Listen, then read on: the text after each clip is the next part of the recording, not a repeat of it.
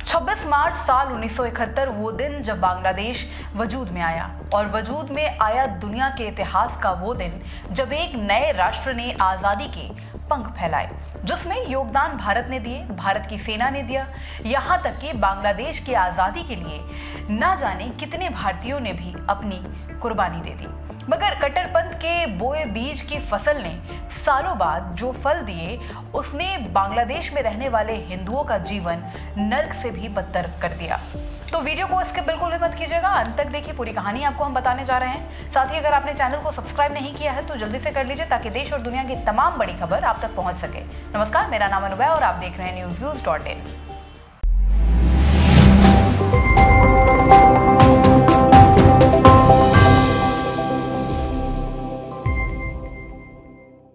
हाल ही में तख्ता पलट हुए बांग्लादेश में इस्कॉन मंदिर को बंद करने पर खूब जोर दिया जा रहा है, मगर सवाल उठता है क्यों? तो उसका जवाब जानने के लिए हमें कुछ वक्त पीछे जाना होगा, जहां बांग्लादेश के चटगांव इस्कॉन पुंडरीक धाम के अध्यक्ष महंत चिन्मय कृष्ण दास को गिरफ्तार कर लिया गया।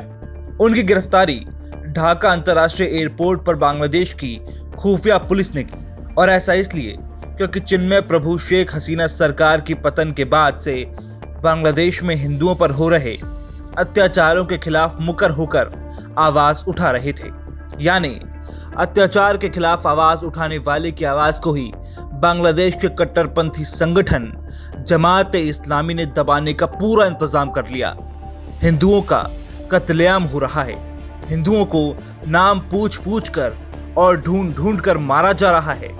और यहाँ तो वो कहावत भी उल्टी साबित हो रही है जिसमें कहा जाता है जैसा बोओगे वैसा ही काटोगे, क्योंकि इस्कॉन ने बांग्लादेश में लोगों की मदद उस वक्त की जब वहां के लोगों को उम्मीद और सहारे की सबसे ज्यादा जरूरत थी। जब बांग्लादेश में बाढ़ पीड़ितों के नाम में हिंदू मुसलमान का फर्क किए बिना ही खाना, दवाइयां और पहनने के लिए कपड़े दिए गए, मगर आज इन सभी बातों को भुला दिया गया है।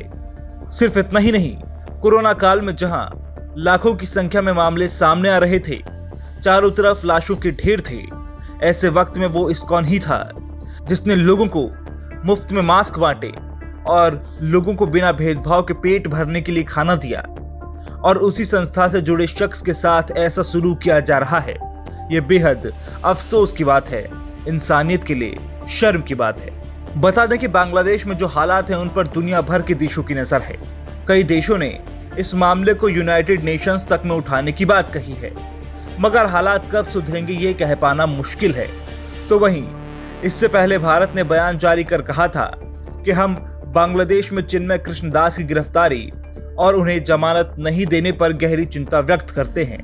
ये मामला बांग्लादेश में चरमपंथी तत्वों द्वारा हिंदुओं और अन्य अल्पसंख्यकों को लगातार निशाना बनाए जाने के बीच सामने आया है। अल्पसंख्यकों के घरों और व्यापारिक प्रतिष्ठानों में आगजनी और लूटपाट के साथ साथ चोरी और तोड़फोड़ और हिंदू मंदिरों को अपवित्र करने के कई मामले सामने आए हैं। साथ ही ये दुर्भाग्यपूर्ण है कि हिंदू अल्पसंख्यकों को निशाना बनाने वाले अपराधियों के बजाय शांतिपूर्ण सभाओं के माध्यम से वैध मांगे रखने वाले एक हिंदू पुजारी के खिलाफ देशद्रोह का आरोप लगाया जा रहा है। हम चिन्मय कृष्ण दास की गिरफ्तारी के खिलाफ शांतिपूर्ण प्रदर्शन कर रहे हैं। हिंदू अल्पसंख्यकों पर हुए हमलों पर भी चिंता व्यक्त करते हैं। हम बांग्लादेश के अधिकारियों से हिंदुओं और सभी अल्पसंख्यकों की सुरक्षा सुनिश्चित करने का आग्रह करते हैं, जिसमें शांतिपूर्ण सभा और अभिव्यक्ति की स्वतंत्रता का अधिकार भी शामिल है।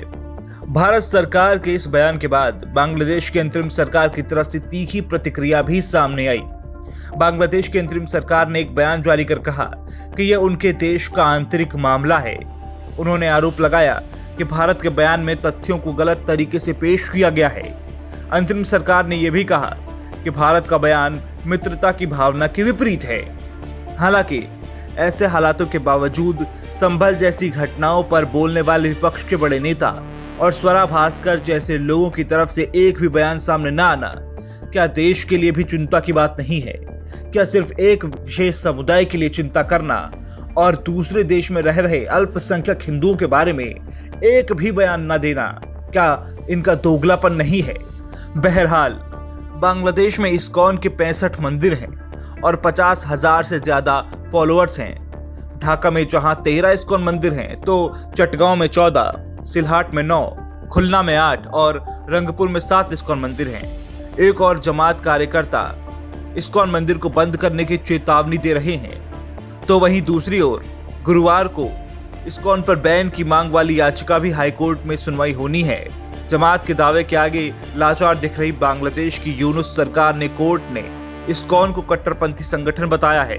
अब देखना होगा कि बांग्लादेश की अदालत इन बेबुनियाद आरोपों पर क्या फैसला करती है। newsviews.in